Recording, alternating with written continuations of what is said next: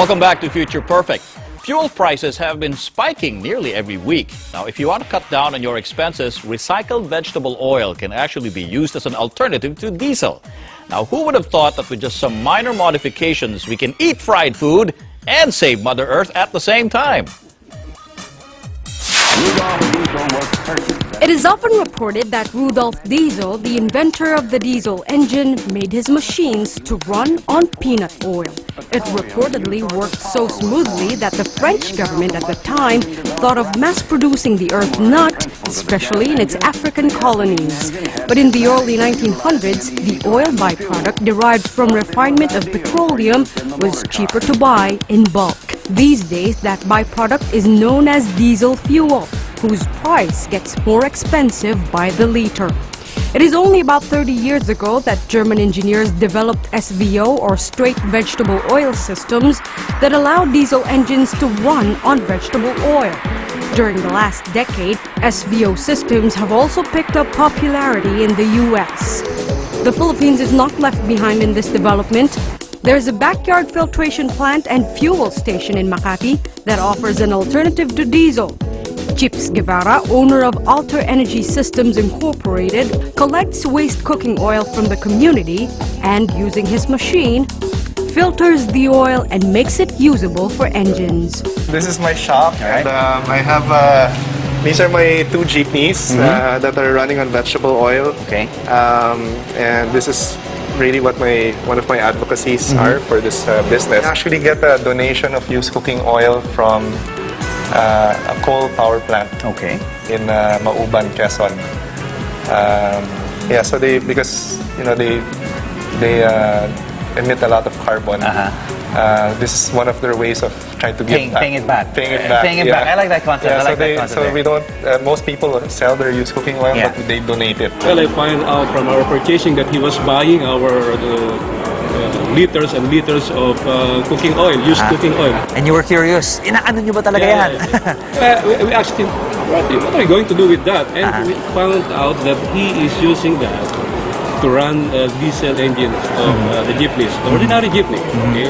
So we were really, how do I say that, we were curious. Okay? So we asked our general manager, Jonathan H. Crook, if he would allow me to try it in one of our vans, our purchasing vans, for instance, to be specific.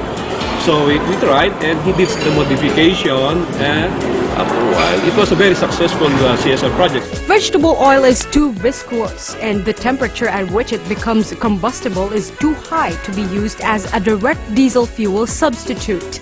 By raising the temperature of the right kind of vegetable oil, those problems can be addressed. We call them ones with higher heating value or calorific value. So it's the amount of energy that's contained in 1 liter of oil. So some would be higher than others. So if it's coconut or palm oil, it's actually at parity with diesel. Okay. So you'll get the same mileage, you'll get the same horsepower. But still, how does the engine run on cooking oil? Well, we installed several heat exchangers. So this is one of them. This is the most visible.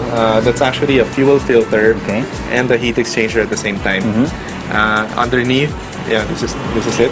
This is an electrical heater that's thermostatically controlled. So this is our thermostat over here. Okay. So basically what it means, it's depending on the temperature, the electrical heater will switch on and off automatically. So that the temperature will always be within a certain range.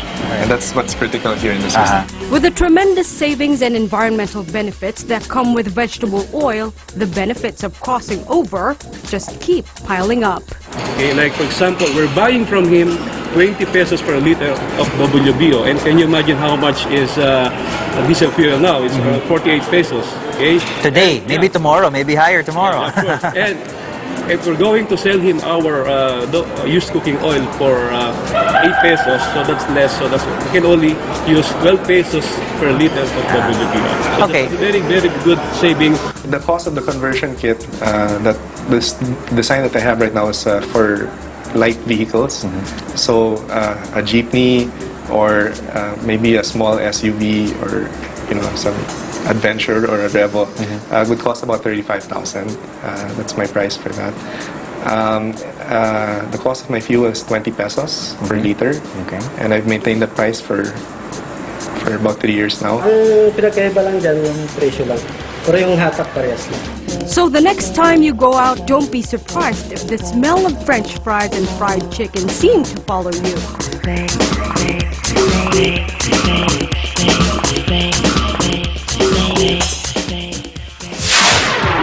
So that means the next time you get a craving for crispy pata, maybe you just be sniffing your exhaust.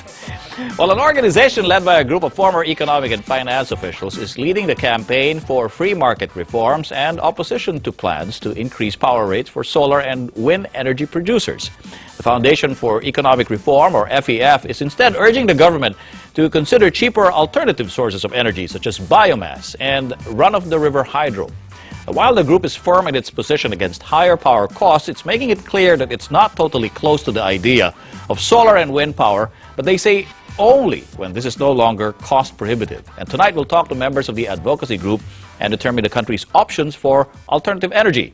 Joining us now on Future Perfect, Attorney Rick Balatbat. He's the Executive Director of the Foundation for Economic Freedom, and George C., the Vice President for Industry of the Philippine Chamber of Commerce and Industry. Rick and George, thanks very much for coming on the show. Thanks for inviting us. Thank you. Right. Well, we've heard Yusek J. Layog, Pete That's Maniego, the National Renewable Energy Board, talking about, of course, how there should be a cost-effective mix of sources of renewable energy.